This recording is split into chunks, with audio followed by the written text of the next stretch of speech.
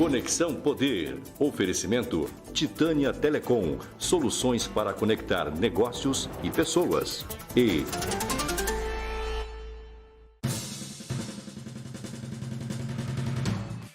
Olá, o Conexão Poder está no ar e hoje o nosso entrevistado é o deputado federal, doutor Leonardo. Bem-vindo, deputado. O prazer é meu estar aqui no Conexão Poder com vocês e sempre estou à disposição para vir discutir o Mato Grosso e o Brasil. Bom, e aqui ao meu lado, meu colega, meu amigo editor do site Repórter MT, Rafael de Souza. E vamos começar a apertar o deputado, Rafael? Na verdade, eu queria até entrar aí na sua frente, porque há um assunto muito polêmico, eu queria saber a opinião do deputado. É o que está em pauta nesse momento, essa história do governador pedir para adiar as eleições ao Senado, que é o assunto do momento e a briga do momento, né? E toda essa conversa e negociação, deputado, surgiu aí essa possibilidade do ex-governador, né, Pedro Táxi, ir para o Solidariedade. Primeiro, ele conseguiria ser candidato se as eleições realmente fossem adiadas, né, para ter aquele prazo lá de 6 meses para poder disputar pelo partido. O senhor é a favor ou contra desse adiamento?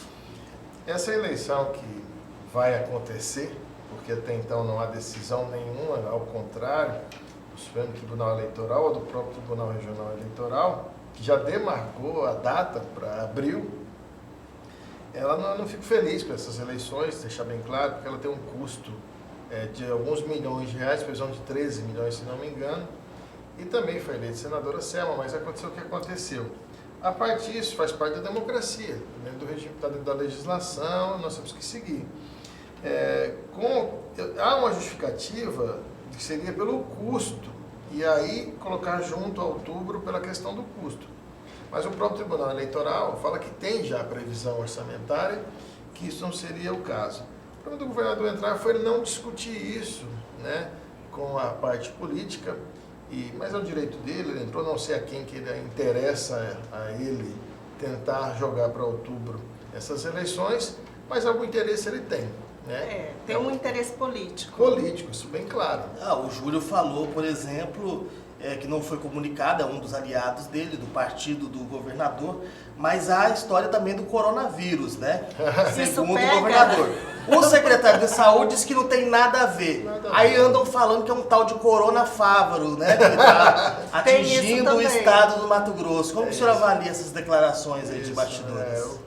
O coronavírus é só uma cortina de fumaça, mas a dengue está mais matando, está mais problemática no Mato Grosso e outras patologias, outras doenças, do que o coronavírus. Se é uma cortina de fumaça, um pano de fundo, realmente para favorecer algum aliado político.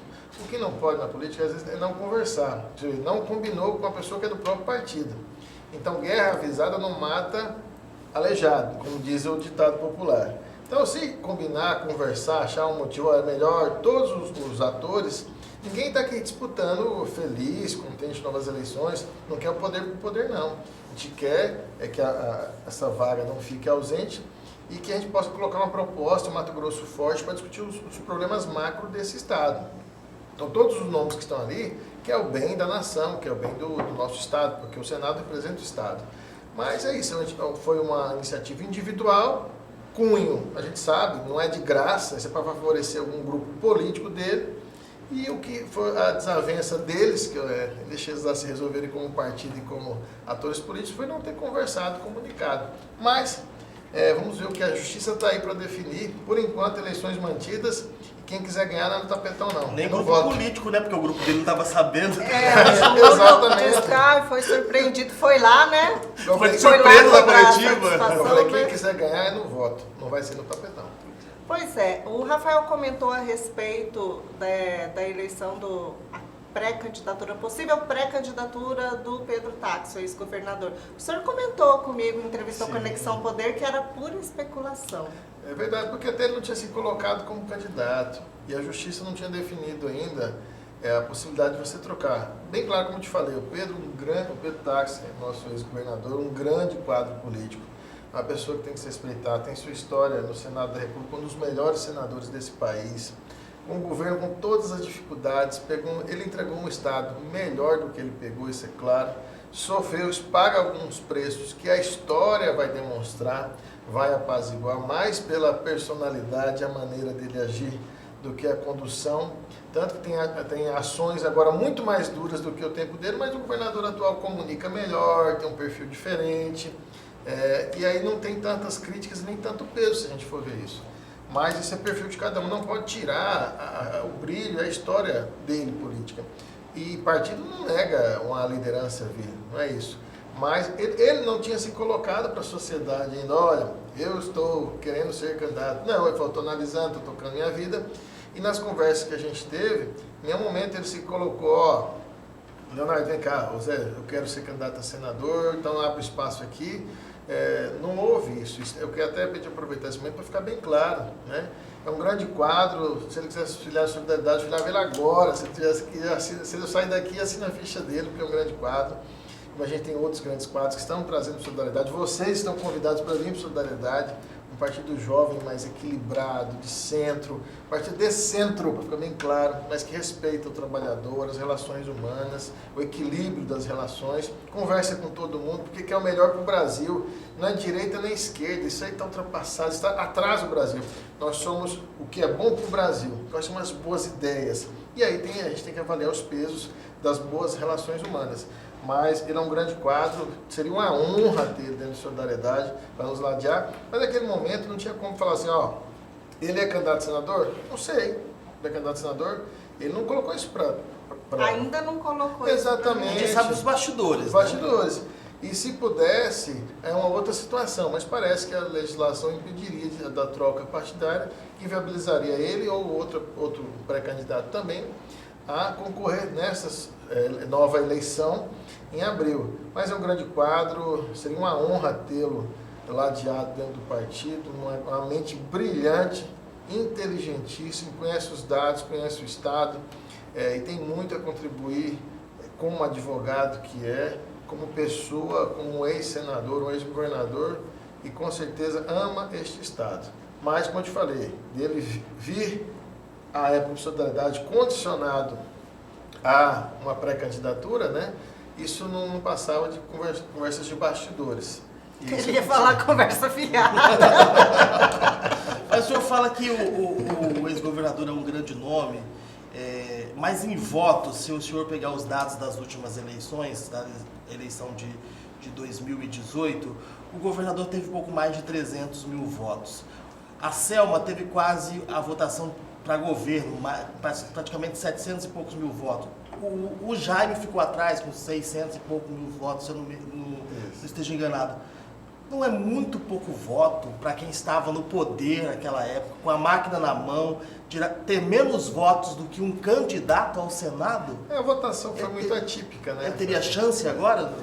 Sim, foi uma votação atípica essa última eleição, tanto que a gente tinha uma previsão de uma abstenção brancos e nulos muito grandes, e os números você pega. A gente sabia que dificilmente algum deputado federal viria acima de 100 votos, fora o deputado Nelson, né, que estava com o Bolsonaro, um bom momento, uma pessoa maravilhosa. Abraço, Nelson. A bancada é muito unida e a gente convive muito bem, a parte das questões ideológicas. Mas a gente viu que houve uma diminuição de votos. O governador veio com destaque, na época o governador Pedro Táxi veio com um desgaste muito forte das suas ações e ideias muito claras. Ele não fugiu disso, ele não fez ações porque estava chegando o momento eleitoral e acabou ficando em terceiro lugar, acho que de 5 candidatos, né? 5 candidatos, mas ficou em terceiro lugar.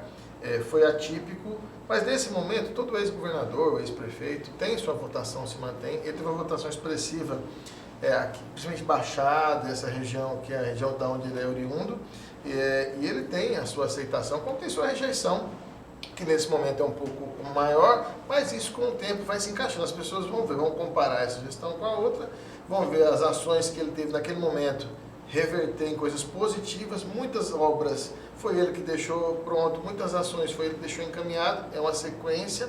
Isso com o tempo as pessoas vão percebendo isso, e ele mantém uma votação expressiva. Você tem quase 300 e poucos mil votos, é muito voto, né?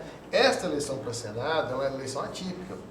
Tem uma previsão de ter 50% de brancos, nulos, abstenções e títulos cancelados pela falta da biometria. Acho que aqui em Cuiabá, 160 mil. Mas não contabilizaram aí também a abstenção por medo do coronavírus. Não. Mas assim, e muita gente não sabe qual é a eleição. Mas muita gente assim, mas quando souber, as pessoas vão querer votar. Então a gente acredita que não vai ter uma abstenção grande. Se nós falarmos em 50% de abstenção, a gente está falando aí só de votar 1 milhão, 1 milhão e 200 mil eleitores. Olha como é atípico. Teve uma eleição suplementar no Tocantins. Principalmente interior, né? Perfeito. Não tem essa comunicação tão... Então a pessoa que tem por volta de 300 mil votos, de 1 milhão e 200, é competitiva. Realmente, essa é uma eleição muito atípica. Mas eu queria saber do senhor o seguinte: o senhor se colocou como pré-candidato do Solidariedade, o pré-candidato de Solidariedade. Até a semana passada, que eu falei com o senhor, mas tinha uma reunião do grupo de partidos aliados para conversar a respeito de uma pesquisa que tinha acabado de ser feita, e vocês iam avaliar e ver quem que seria o cabeça de chapa e os suplentes daqueles partidos. Eita, memória boa, ela não esquece, né? O senhor já tinha até esquecido. O candidato vai ser o senhor desse grupo, como ficou? Nós realmente fizemos a reunião, houve a apresentação, um dos critérios foi uma avaliação grande da pesquisa, um questionário amplo. Lógico que a gente não pode divulgar os números porque ela não foi feita para isso, nem registrado, nem mostrando parcialmente, nem total. Fiquei muito feliz com essa, só posso adiantar que eu fiquei muito feliz com os dados que ali foram colocados. Você está na frente, então. Mais ou menos. E aí, só que dos lideranças que estão lá, a gente vai continuar. Tivemos uma reunião ontem ainda, hoje a gente tem mais uma rodada de conversa. Existiam 7, 8 frentes, partidos. 2 pediram para uma conversada hoje ainda consultar as suas lideranças para nós tomarmos as decisões. Mas eu fiquei contente, algumas análises que estavam lá, a gente já tinha essa visão, foi feito nos polos, então ela reflete uma realidade de todo o estado de Mato Grosso, algumas questões nacionais, a gente faz toda uma análise em relação a isso. E a gente deve, quinta-feira são as, para todo mundo, né? Isso. Foi marcado, alguns geralmente vespertino, noturno, mas a decisão, acho que até terça-feira a gente já tem decisão. Mas estão fazendo muito suspense. Não O programa vai no ar terça-feira, fala para nós. Antes, né? A gente respeita todos, são todas grandes lideranças, todas as pessoas que a ansiedade única é ajudar o Mato Grosso, é acompanhar o Brasil, são pessoas com responsabilidade, perfis que se encaixam no que a população deseja, nas pautas de lutas, mas a gente está nesse fechamento aí tranquilo. Meu nome ainda continua à disposição, mas eu estou assim, eu sou uma pessoa muito tranquila. O senhor continua como pré-candidato? Sim, estou muito tranquilo, muito satisfeito pela confiança do Partido Nacional desde o início, por acreditar no nosso trabalho, na performance, então, ajudar o crescimento partidário. Eu fico só contente de tudo isso. Você que chegou agora, imagina, no primeiro mandato federal, mas ele foi estadual, é completamente diferente. É outro rito. Eu já aprovei um projeto de lei em 10 meses, eu já estou no Partido Nacional, estou participando de grandes frentes, sou diretor da FPA e outros, presido frentes parlamentares já no Congresso, 2, na área de saúde. Comissões importantes, debates, então um crescimento pessoal, isso me traz satisfação. Estive no ranking dos políticos no começo do ano como um dos melhores políticos do Brasil, pontuado. Lógico que isso vai variando, mas a gente sempre está ali. Eles colocam lá sem faltas. Exatamente. Né? Recusa de regalias, não teve projeto legislativo, qualidade nos discursos. São uma série de pontos que estão ali. E eu fico feliz de sempre preencher positivamente esses pontos, não ter processo, enfim, outros quesitos que a gente sempre está pontuando entre os melhores do Brasil, mas com o tempo, amadurecendo, e a gente vai cada vez mais melhorando. Então, essa é uma satisfação muito grande de estar num mandato agora mais visível para o Mato Grosso, porque era regionalizado, né? Oeste, Sudoeste. E agora o Mato Grosso todo vendo nosso trabalho, conhecendo aos poucos, e gradativo, porque o trabalho é sério, a gente respeita o erário público, a gente economiza o dinheiro do cidadão, até por isso nós estamos limitados andar o Estado rapidamente, a gente vai com respeito ao cidadão, gastando corretamente, E a satisfação de ver esse crescimento, as pessoas conhecendo o nosso trabalho, procurando nosso trabalho, entre nas nossas redes sociais, DR de Doutor, DR Leonardo MT, Facebook, Instagram, nosso site, e está construindo um mandato participativo. Isso é muito bonito, de representar o povo. A sua proposta pode virar um projeto de lei do site. Um e-mail que eu já recebi virou um projeto de lei da fibromialgia. Está em discussão lá. E foi um e-mail que eu recebi, chamei a associação, as pessoas portadoras da doença, e é um projeto de lei que está em discussão, e esse ano a gente está conversando nacionalmente. Então perceba que essa é a construção do mandato participativo, mas os pré-candidatos estão ali, Gisela Simona, Max Russi. Continuam pré-candidatos. Sim. Já está revelando um pouco dessa pesquisa. Perfeito. Só para a gente fechar essa questão da eleição ao Senado, o senhor analisou aí essa pesquisa, e qual que é o perfil que vence essa eleição ao Senado? Qual que é o perfil que o povo quer? O perfil, as pessoas ainda querem aquela pessoa honesta, que seja ficha limpa, que não tenha processos, né?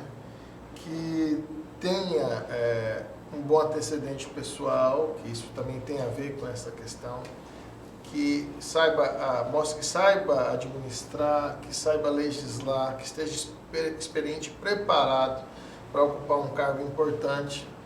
O novo, só por ser o novo, já não é mais... Eu ia fazer essa Já não pergunta, compensa, já esqueceram o novo. não Eu quero compensa novo, eu mais quero o novo. eleitor. Isso já vem caindo, porque perceberam que... O novo às vezes não sabe fazer o que tem que ser feito. Muita se mudou as pessoas, mas eles queriam ser igual aos que estavam lá. Não vieram realmente para renovar. Não veio para ter atitudes de renovação. Então isso ainda gera um ponto de convergência. Ser homem, ser mulher, isso não tem muito peso. Graças a Deus as coisas estão se equilibrando. Ainda as pessoas enxergam o homem um pouquinho maior que as mulheres para estar ocupando. Mas isso as coisas estão equilibrando. Eu quero que cada vez mais as mulheres participem mais, porque ela é o maior número do eleitorado. E a gente vem trabalhando pela participação real da mulher na política e na vida toda. A mulher ganha 30% menos para ocupar a mesma função. Nós só temos equilíbrio quando é através de concurso público. Fora de concurso público, as pessoas, na hora da contratação, dão preferência mais ao homem mesmo. As empresas, isso não pode mais. A mulher pode ser o que ela quiser, ocupar a profissão que ela não tem limite para a ocupação profissional da mulher. E a gente vem trabalhando muito forte isso, eu estou vendo que esse perfil está mudando também, mas principalmente esse que é honesto, que se apresente, que tem condição de representar aquele cargo, a qual o executivo, o legislativo, isso é muito bom. E ver essa mudança, que só novo por ser novo não está mais tão forte. Está mais foi. Exigente o currículo aí, né? Voltando aqui, indo, né, para a questão da Câmara, a gente tem uma bomba que a gente está esperando faz tempo, mas que é necessária, que é a reforma administrativa, né? Que tem promessa de ser encaminhada essa semana aí para a Câmara. O senhor faz parte da frente parlamentar da reforma administrativa. E o que a gente pode esperar? Como que está o clima no Congresso para isso? Nós estamos esperando que já que fosse na semana passada, em outras semanas, porque a reforma administrativa tem que vir do Executivo. Não pode o Legislativo, havia uma pressão, mas como a gente falou, não tem como, a reforma administrativa é do Executivo. Não tem como a gente propor algo que é inerente deles. Já era para ter vindo, mas existe essa demora tanto de entregar a reforma tributária, que é do governo, a proposta dele ou a proposta administrativa. Vamos analisar. As especulações são diversas, de ser mais rígido em relação ao servidor público, a estabilidade, tempo, regras, enfim, de cortes, de certa forma, para diminuir o custo, os repasses, do 10º, Legislativo e Judiciário. Esse eu sempre fui a favor, né? Isso que eu ia perguntar. Sempre fui favorável. Eu acho que há um exagero enorme, principalmente em todos os poderes. A gente tem que analisar caso a caso, tem que ter independência, harmonia dos poderes, sempre defende isso. Mas na hora do custo, o dinheiro é de todos nós, da população. Você, às vezes, fixar isso, como nós temos o Estado do Mato Grosso, dá 1 bilhão para o Judiciário, 500 mil para o Legislativo Estadual, Tribunal de Contas, enfim, vamos colocar esses números altos lá, né? E aí favorece a gastos desnecessários. Você vê aí contratação a mais não sei aonde. Aumento de vaga para desembargador. E é obrigado, né? a repassar. Obrigado. Gente, é obrigação. Se o presidente não passar, se o governador ou o prefeito, eles perdem o mandato. É improbidade. Não passa porque são obrigados pela Constituição. Acho que a gente pode flexibilizar isso, olhar melhor, porque há gastos desnecessários, há verbas desnecessárias. Sobrando Mas nesse caso aí, isso aí depende também do Congresso, né? Sim, Então, o Congresso... Como é que está o clima, né, para essa Exatamente. aprovação, para essa mudança? O Congresso que tem que colocar uma trava, né? Exatamente. Esse derrame de dinheiro. Mas quando se fala em Congresso, eu vou entrar nessa questão que o senhor está falando da reforma administrativa, eu acho que dá para a gente puxar aí esse confronto do presidente Jair Bolsonaro com o Congresso, que pode gerar uma manifestação muito grande, é terça-feira, né? Dia 15, né? Dia 15 vai cair... Ele está esperando a revelação terça-feira. Ah, é terça-feira que vem, né? Não. Ele falou da terça-feira revela quem que é o candidato. Eu falei, ele ficou com Ah, isso na sim, cabeça. é verdade. É verdade. Do dia 15, e o presidente chamando a população para poder se manifestar contra o Congresso, contra o STF. Como que fica esses ajustes ali, principalmente na Câmara, diante desse confronto do governo federal com os parlamentares? Só para a gente ver um pouquinho antes, no Congresso Federal, hoje a transparência é muito forte. Eu queria que todos os outros poderes estaduais tivessem a mesma transparência do Congresso Nacional em relação aos gastos. Tudo é justificado, tudo vai para a transparência, tudo você é ressarcido, não dão dinheiro.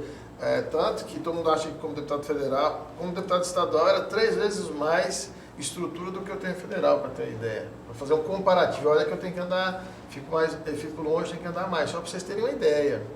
Então, acho que tinham que acompanhar o modelo do Congresso Nacional, que está muito mais transparente, controlado, a sociedade controla os gastos. Isso, o senhor falou legislativo, estadual, judiciário... Todos do Brasil tinham que acompanhar esse modelo, que é mais justo. Precisa ter, sim, alguma estrutura para continuar os trabalhos, a gente anda muito, ouve a população, mas o controle lá é muito transparente, é muito claro, lá não tem... mudou, as pessoas acham que é o contrário, lá é muito, como eu falei, a estrutura é menor, 3 vezes menor, no mínimo, do que na Assembleia Legislativa. O gabinete lá é apertado. Hein? Apertadíssimo. E essa e outras questões lá, que Há muitas reclamações. O povo quer, pediu e precisa. Eu acho que está na hora da gente ter, os outros darem exemplo também, os outros estaduais. Mas, em relação ao dia 15, só quem tem medo do povo é que tem alguma coisa a esconder. Quem não tem nada a esconder, quem está aí na luta pela política boas práticas, o povo tem que se manifestar. Agora, você colocar um poder contra o outro, isso é inconstitucional. Eu trabalho pela harmonia dos poderes, independência dos poderes, que está na Constituição brasileira. Eu não posso ir contra a Constituição. Quem fez a Constituição foi os parlamentares. Tem aqueles que são os guardiões da lei, né, e aqueles que executam a lei, que é o Ministério Público e o Judiciário, os juízes. Então, assim, a gente tem que ter cuidado, manifestar o povo, tanto que essa manifestação popular, através das mídias sociais, mudou muito o voto, que foi o veto 52. Eu vi muito deputado, muito senador mudando o voto pela manifestação popular. Parabéns, população. Isso é mandato participativo que eu faço já desde o início, a gente promove isso aí. Através das redes sociais, como já falei, as pessoas podem nos acompanhar pessoalmente. E essa transformação, as pessoas se manifestarem é muito bom. Agora, sem a gente ferir o que manda a Constituição. A gente tem que ter cuidado nessa linha, mas se manifestar, ir para a rua, mostrar a sua insatisfação, seu desejo que você quer, ótimo. Agora, eu não vou incitar as pessoas a protestar contra o presidente, jamais. Como eu digo, legislativo contra o executivo ou contra o judiciário. Eu acho que a gente tem que repensar, ver o que é preciso, fazer esses enfrentamentos, que a população não quer mais algumas situações, não quer mais regalias, e aí a gente tem coragem de propor isso. Agora, a gente tem que ter cuidado para não ferir a Constituição brasileira, que pesa a harmonia entre os poderes. E isso pode gerar uma queda de braço? Pode, desnecessária, visto que o país precisa de tantas reformas, precisa de tantas ações, e toda essa guerra ser um pano de fundo e não deixar vir uma reforma administrativa necessária para o país, uma reforma tributária coerente, que não vá prejudicar o meu estado de Mato Grosso, porque essas propostas que lá estão prejudicam o meu estado, prejudicam outros estados produtores e baixos consumidores, e a gente está perdendo tempo numa guerra de braço, no bom sentido falando, porque a manifestação popular sempre é importante, mas tem outras situações muito sérias que vão impactar a nossa vida, que pode travar o estado jamais ser um estado com indústria ou desenvolvido, se passar algumas legislações que estão lá. Então, e a reforma administrativa também, essa manifestação ser um pano de fundo e a gente não discuti-la. É válido, as pessoas têm que se manifestar, têm que participar, fazer uma nota participativa, é o que eu sempre prego, e isso vai fazer o equilíbrio, acompanhar. Muita gente vota, não sabe nem quem votou, né? Não acompanha o trabalho do deputado, do senador. Tem a TV Senado, tem a TV Câmara, você entra no site da Câmara, você... Tem o repórter da MT. Repórter MT, a imprensa livre. Acompanhem, vejam como é que está o trabalho. E essa história de que os deputados e senadores vão lá no Palácio fazer chantagem com você tá o falando governo da federal? A fala do general Heleno. Heleno, né? Que ele disse que a gente não pode mais deixar esses caras porque né? eles falam o seguinte, que para vocês votarem uma reforma, para vocês votarem um projeto proposto pelo governo federal, sempre há uma chantagem, sempre há um pedido de retorno. Isso ainda acontece realmente? O nosso general Heleno, eu tive o prazer de ter reunião já com ele, no gabinete, estamos promovendo, eu fiz um pedido a ele, eu fui médico do Exército, né? Eu sou tenente do Exército Brasileiro da Reserva, por ter sido médico, tenho uma honra de ser VO da Verde Oliva, da família Verde Oliva. Um abraço a todas as Forças Armadas Brasileiras, a Marinha Aeronáutica, o Exército, a qual eu pertenci. Um grande homem, só que o que acontece? Essas práticas podem, já mudou bastante, pode ser que aconteça de algumas líderes, de alguns partidários, que eu não acompanho, não é o caso do meu. Mas se isso acontece, acho que tem que ser justo. Dá nome aos bois. Quem está fazendo isso? Quem está fazendo isso é o presidente. Ele jogou todo mundo ali. Exatamente. Ainda ficou um mal-estar, ainda está um mal-estar. Sempre que a maioria, a grande maioria aprova o que é bom para o Brasil. As propostas boas, 91% das propostas que chegaram todas do governo executivo, eu votei favorável com o governo, fazendo mudanças. Então isso prova que a gente quer mudar esse país, está afim, estamos... e muitos parlamentares como eu pensam assim. Então dá nome aos bois para não achar que é todo mundo. Eu só piso no palácio raramente quando vou defender alguma situação. Fora disso, eu não vou. Quem vão são os presidentes, são os líderes de partidos. E pode ser que alguns ainda do tempo passado estão acostumados a fazer algumas. Eu não presenciei, não vi. Mas o que eu pediria por justiça, então fala. Fulano, Beltrano, dá nome para quem é, porque a gente mesmo vai tomar as ações. Porque fala que é um governo transparente, né? Exatamente. Aí nós vamos tomar ações. Tem o Conselho de Ética do Congresso Nacional, que está funcionando muito, que afastou gente, que está aí agora, que tem tido coragem de andar. Agora eu peço, e conhecendo a figura seríssima do general Heleno, né, que tem meu respeito, minha admiração, a gente orientaria para que dê nome. É que foi uma fala vazada, né? E aí depois não quiseram mais falar sobre isso e ficou por isso mesmo. Ficou esse mal-estar, né? Joga, né? Eu queria perguntar para o senhor, para a gente terminar essa questão da reforma administrativa, uma das questões mais polêmicas aí que se coloca é com aumento do prazo aí para que o servidor atinja a estabilidade, né? Isso é possível, isso vai ficar só para os servidores públicos federais, isso vai alcançar juiz, isso vai ficar só para plebe? Como que o senhor acha que isso vai ficar? Perfeito, assim, a gente tem essa proposta de até retirar a estabilidade e aumentar. Se é a reforma administrativa que aí, não estou falando que eu concordo não com esses pontos, vamos para discussão, mas se é para fazer, ela tem que ser ampla e para todo mundo. Eu não posso atingir o servidor de A, ele é diferenciado, o servidor A, B ou C, não. Eu acho que tem que ser para todo mundo, para juiz, para delegado, para promotor, para qualquer um que entra no serviço público. Então eu não posso ter castas privilegiadas, porque tem. Sim, o judiciário é privilegiado, aí o servidor cargos do legislativo. Entra tudo junto. Aí o servidor tem servidor que trabalha lá honestamente, ganha um salário menor, e parece que todo mundo coloca tudo num bolo só. É que eu acabei de falar antes Todo mundo é maranjado. Exatamente. E não é, todo mundo é trabalhador. Agora, se é uma reforma administrativa, tem que ser para todos. Quem entra no serviço público, através de concurso público, ele é servidor, não importa o cargo que ele ocupe.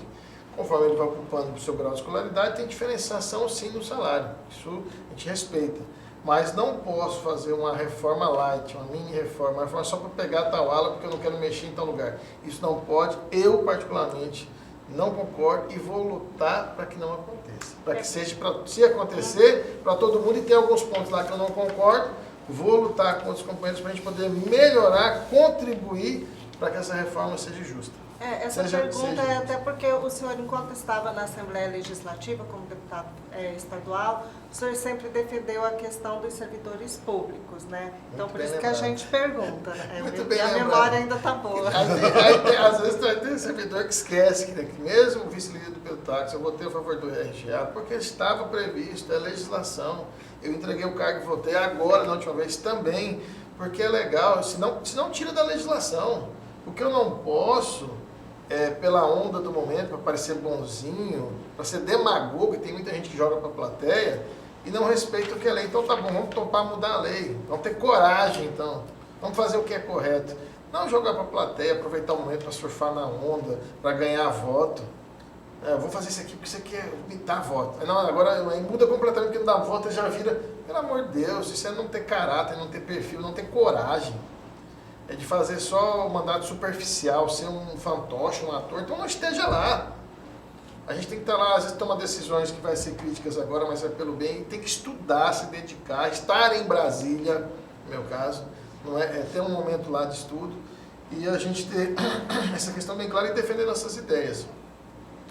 Mas e sempre será com a que Constituição. esse legislativo vai ter coragem de cortar também dos cargos mais altos?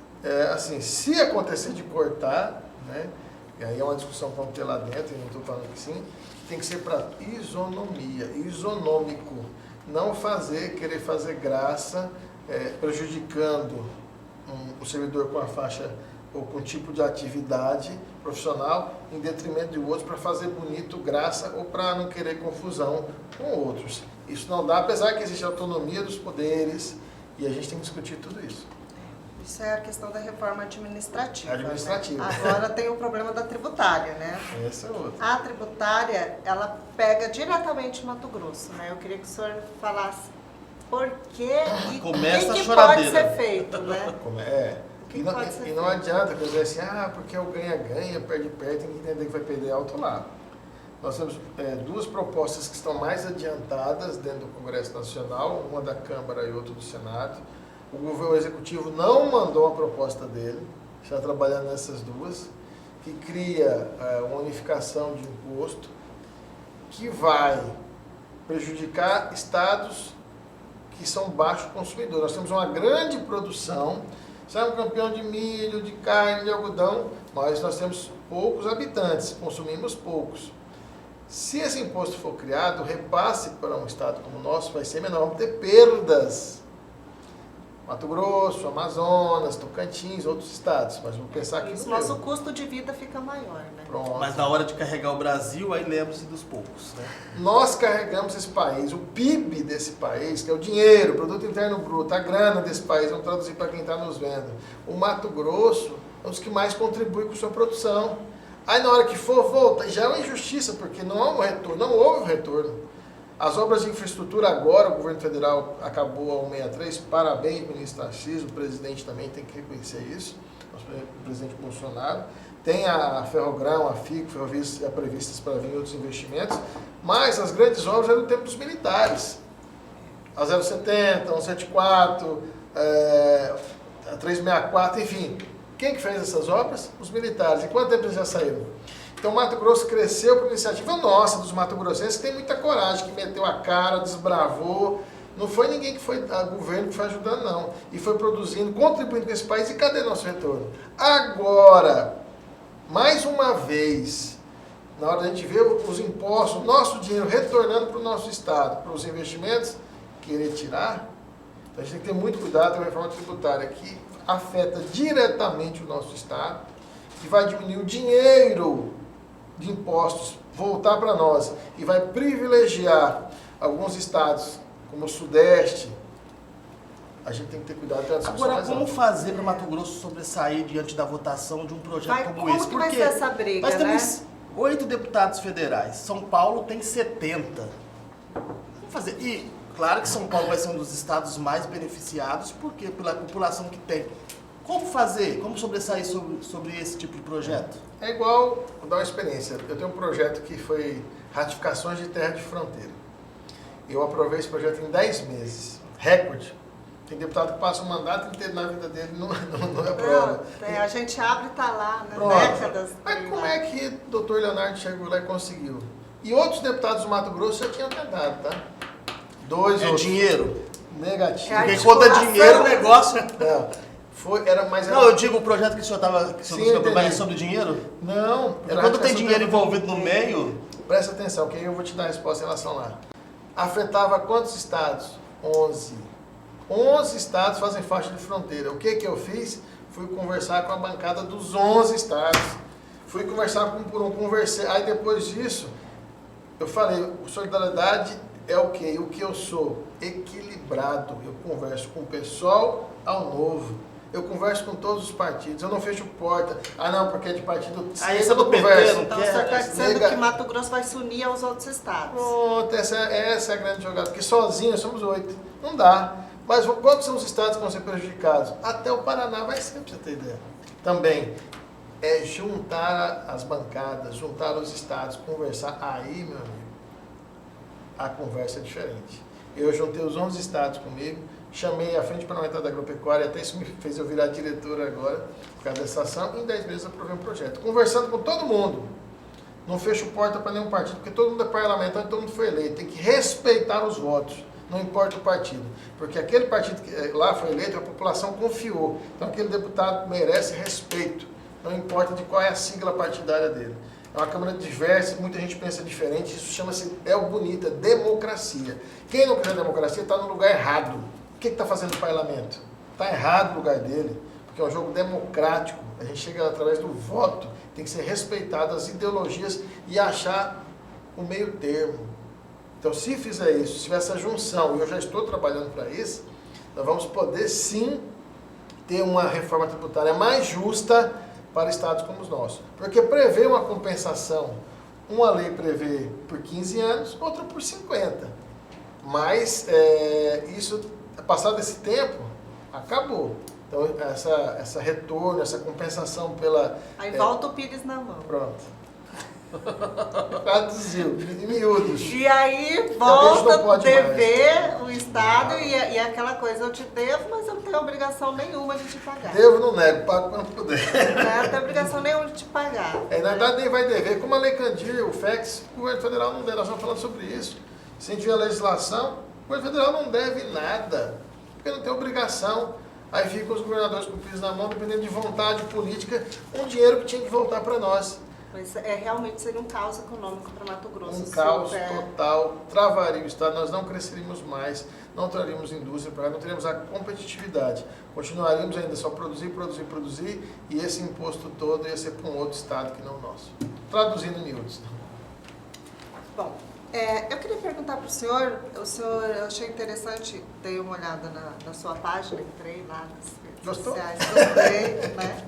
E tem lá um projeto, uma PEC que me chamou a atenção, que tramita na Câmara, que o senhor pede o fim do indulto, né? Ah, sim. Explica um pouco mais pra gente. Pois esse e outros projetos. Obrigado por acompanhar. Você pode nos acompanhar também. DR Leonardo MT.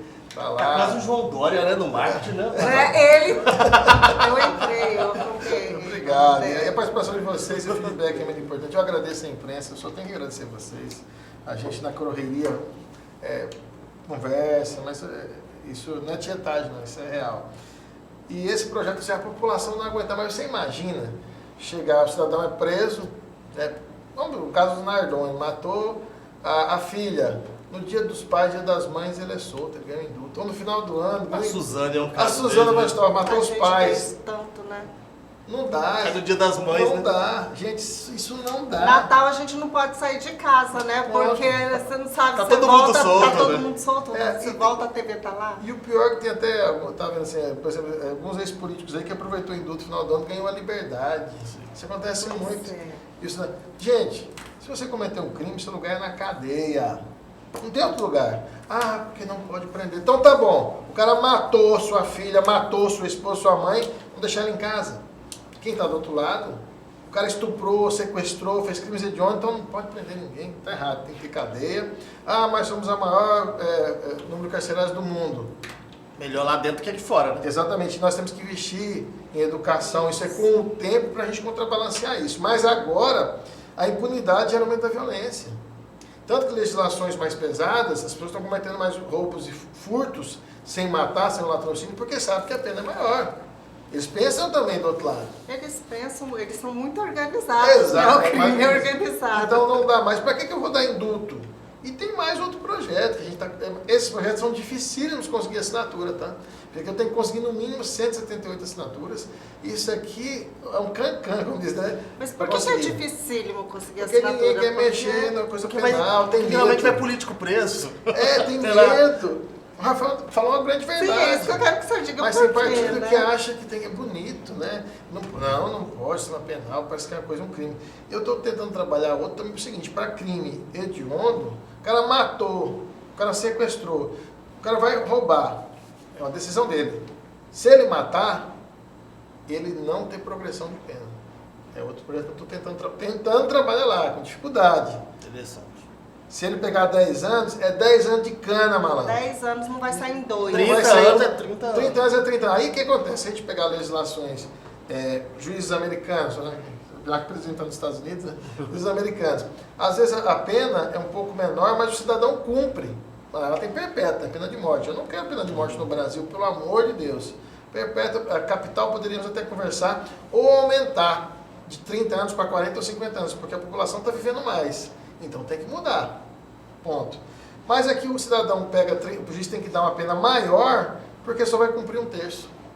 Ah, mas tem que privilegiar o bom comportamento. Bom comportamento tem que ser aqui fora. Sim. Se o cara matou, ele optou a se afastar da sociedade, ao convívio da sociedade. Ele se pegar 10 anos, 12 anos, aos 12 anos, preso, jaula, vá pensar. E lá você vai estudar, ressocializar, defenda a ressocialização, trabalho muito no sistema penal. Mas eu não posso passar na mão na cabeça de quem estupra, de quem mata, de quem sequestra, de quem faz terrorismo. Chega. Então, As vítimas da sociedade. a grande vítima. E quem ficou para trás? E quem morreu? Essa é a verdadeira vítima. Se o motivo que levou ele a fazer isso é N motivos, é injustiça histórica, estamos trabalhando para corrigir isso. Isso vai demorar tempo. O que eu tenho hoje é um Brasil real, que não dá mais para o cara pegar 10 anos porque matou alguém e sair daqui 1 ano e meio, 2. A gente estava Isso é injustiça. conversando antes de vir para a gravação, né, até sobre essa questão da inversão de valores para as pessoas que estão presas, para as pessoas que praticaram crimes, como até tem sido colocado muito na mídia, né, o coitadismo, né? O senhor acha que isso está acontecendo? Inclusive, nós temos realmente? uma polêmica agora, né? Sobre essa questão do Drauzio Varela ter abraçado aquela transexual que estuprou e matou uma criança. E aí isso virou um burburinho só nas redes sociais. Como que o senhor tem avaliado isso? O senhor participa bastante das redes sociais. Isso. Foi um burburinho mesmo. Assim, o cidadão vai lá e tem que pagar a pena dele. Eu defendo o que está dentro da lei. Pegou, e por isso eu estou propondo a mudança para ser justo. Ele vai lá, vai cumprir seu tempo. Teoricamente ali ele está quites com a sociedade. Eu não vou julgar pessoalmente o crime de A, B ou C ou D. Mas, como eu te falei, eu estou trabalhando para crimes hediondos, porque ali ele rompeu uma barreira. Você matar alguém, matar uma criança, matar, enfim, estuprar, eu acho que ele rompeu a barreira do social, tem que ficar longe do convívio da sociedade. Alguns deveriam ficar até para sempre. Porque tem gente que eu já... Tem jeito, Tem a né? psiquiatria forense, né, que a gente viu, eu tive o prazer de ter aula com o Rigonati, um grande psiquiatra forense que prendeu os primeiros maníacos brasileiros, Sargento Arco-Íris, o bandido da Luz Vermelha, por exemplo. Hoje ninguém lembra mais, não lembra mais nem do Maníaco do Parque, não lembro. Mas eu tive acesso às entrevistas desses bandidos que não tem como, é irrecuperável. falando com um profissional da área. E aí tem que se conviver com a sociedade. E eles mesmos falam, se eu sair, eu roubo de novo, eu mato de novo, eu estupro de novo. Eles mesmos reconhecem isso. Então a gente tem que ser claro, não estou generalizando, caso por caso. A opção do Dr. Drauzio, como ser humano, como a gente trabalha, como médico, atende todo mundo, não importa. Se chegar o ladrão, assassino, cidadão de bem, como profissional médico, eu vou atender a todos pelo juramento que eu fiz perante a Deus, perante a bandeira e a população, o povo que ali estava, meus familiares. Mas a parte disso, eu acho que a gente não tem que alisar, passar a mão em ninguém. O coitadismo desse país fez o país ficar desse jeito. E você ficar alisando quem rouba, quem tal, como se fosse uma coisa normal, são vítimas da sociedade. Então, eu sempre fazer um grande trabalho para mudar a sociedade. A educação, a informação é transformadora, mas isso demora um tempo. Isso nós vamos atingir, vamos trabalhar para conseguir. Mas e o agora? Está acontecendo coisas graves. Está acontecendo coisa grave na fronteira agora, por exemplo, com o fechamento das barreiras sanitárias, 7 barreiras sanitárias, aumentou a criminalidade. Eu tenho reunião daqui a pouco, o secretário de Segurança Pública, que aumentou os furtos, os roubos, amarrando gente lá, por uma iniciativa do governo de fechar a barreira, porque não quis dar diária para policial, junto com a INDEA.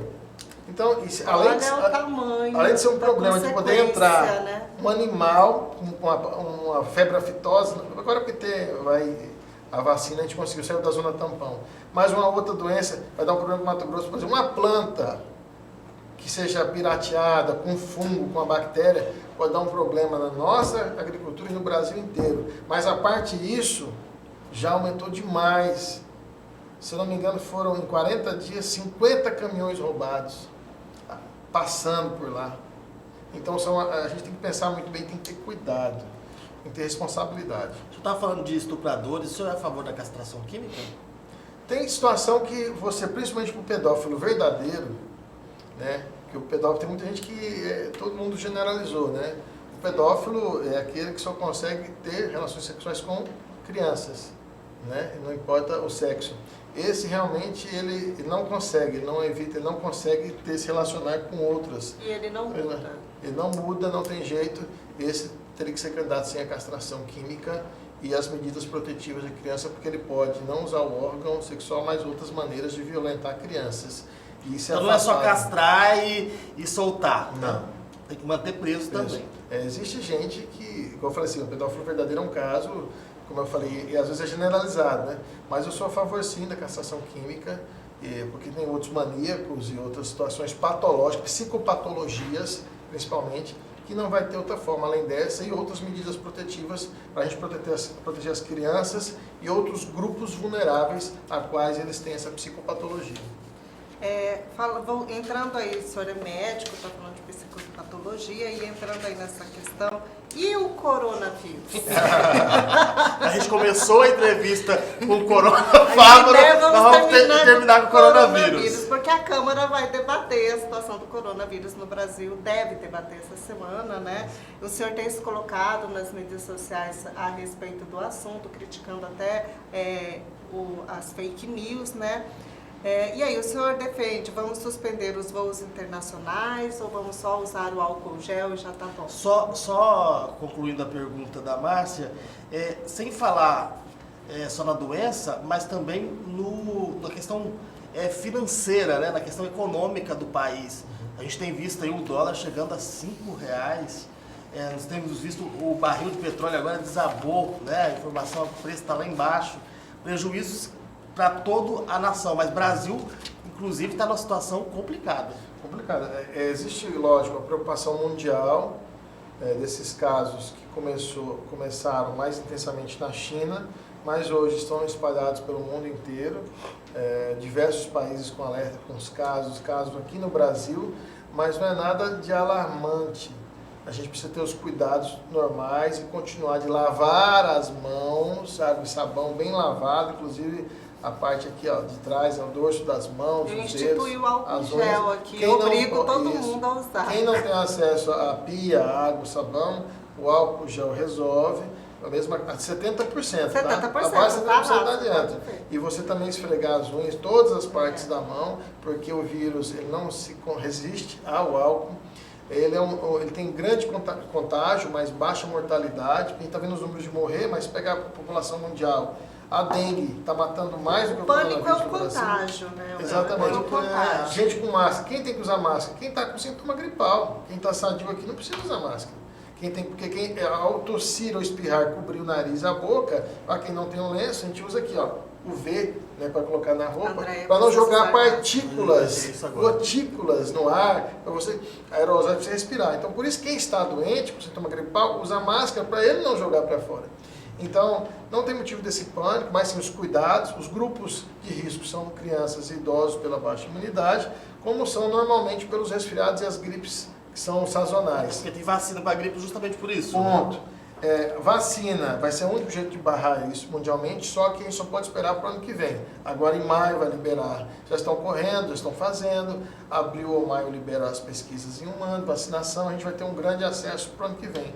Só como eu falei, não adianta barrar, o mundo é globalizado.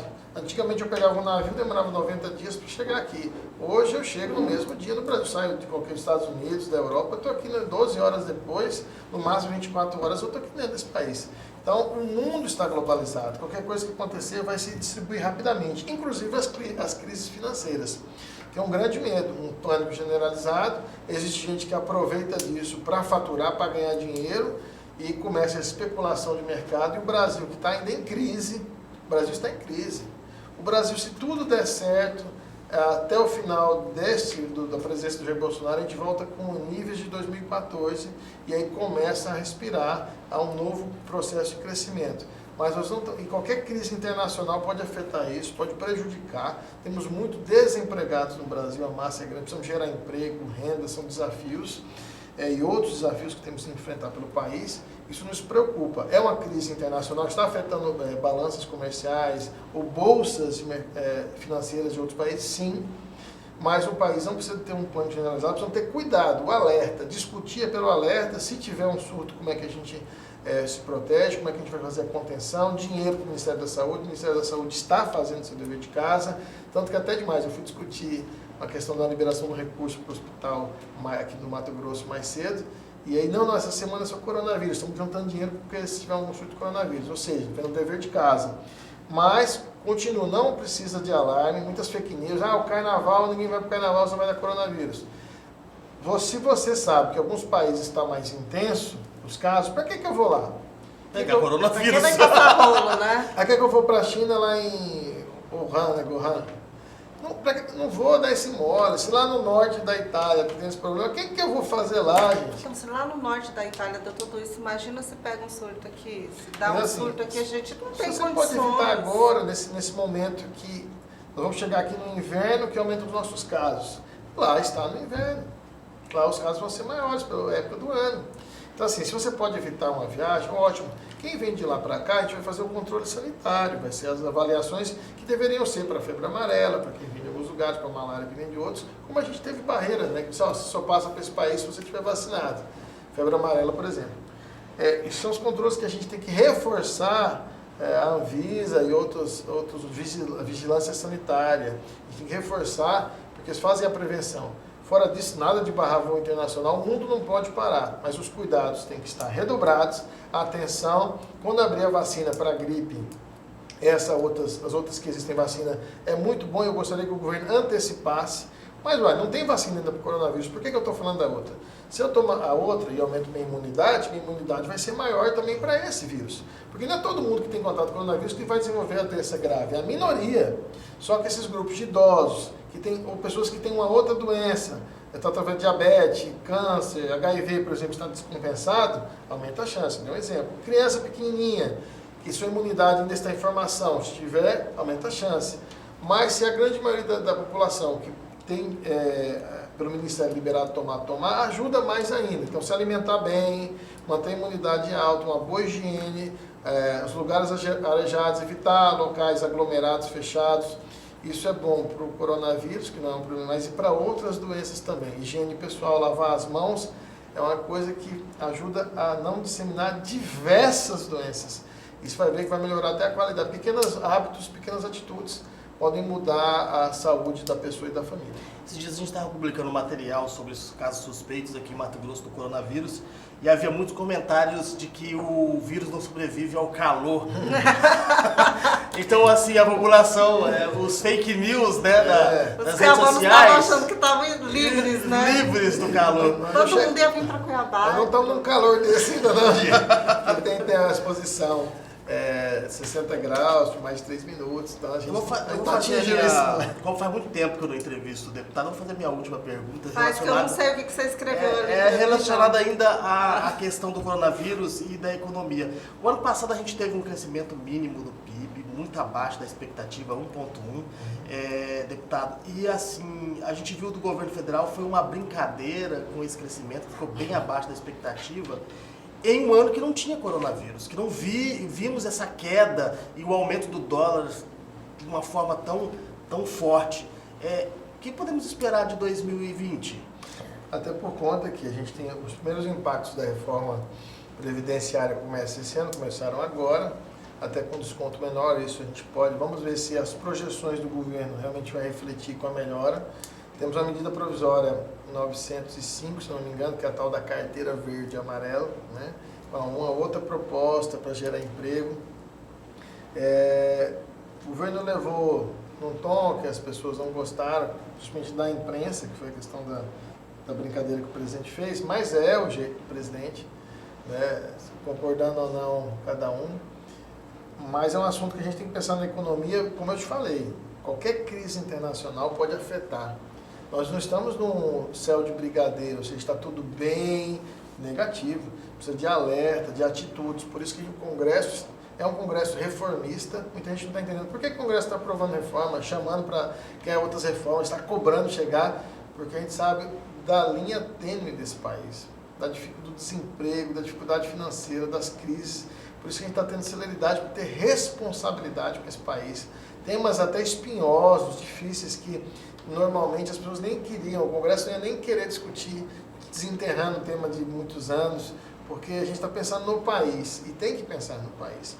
Então, assim, o governo tem tratado e tem que tratar cada vez mais de seriedade, a gente tem que chamar para dentro, acho que ele apontou para o mercado muito bem, o Paulo Guedes trabalha muito bem, e ele é liberal, né, a questão de mercado, mas às vezes a gente vai ter que olhar mais para a economia do que para o mercado. O mercado respondeu bem, ficou feliz, mas essa demora também de algumas reformas, de até mandar, já está começando a desconfiar.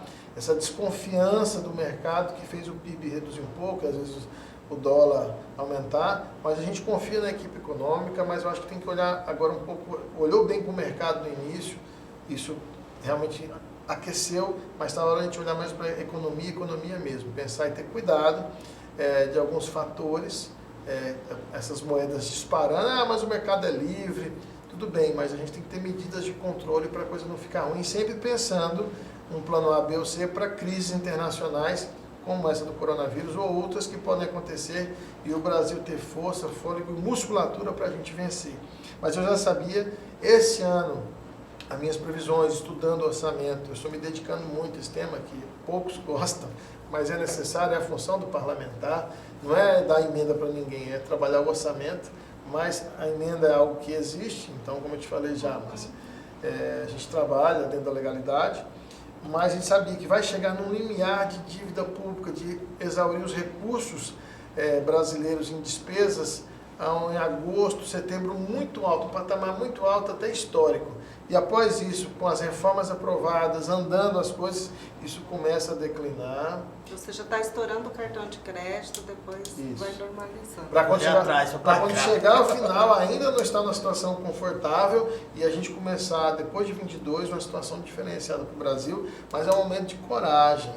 É um momento de coragem de dialogar com a sociedade, de mostrar o porquê é necessário algumas ações e ter o equilíbrio. Nunca esquecer o olhar social.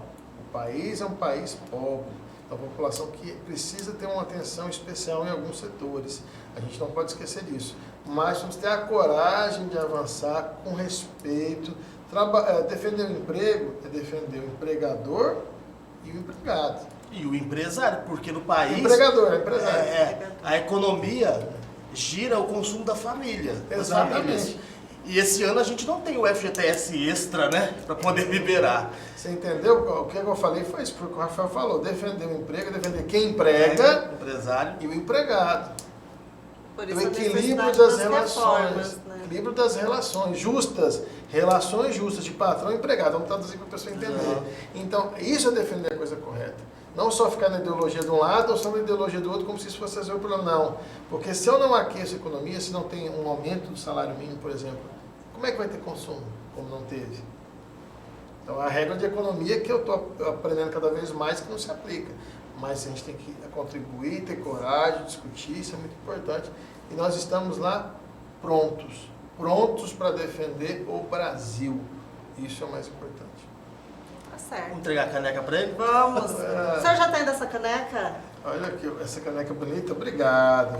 Aí. Eu só tenho que agradecer a Bri aqui, pessoal. Estava só bebendo a água dela aqui. Essa caneca aí, a gente quer uma foto lá do gabinete, Essa né? caneca Opa! é o Carrega pra receber registro a da sua caneca. participação aqui. Vamos fazer uma foto. Pode virar do lado do Conexão Poder, viu? Porque eu não quero mandar essa foto pro Rafael, Eu não. cortei o Rafael. A gente faz um trabalho aqui, ó.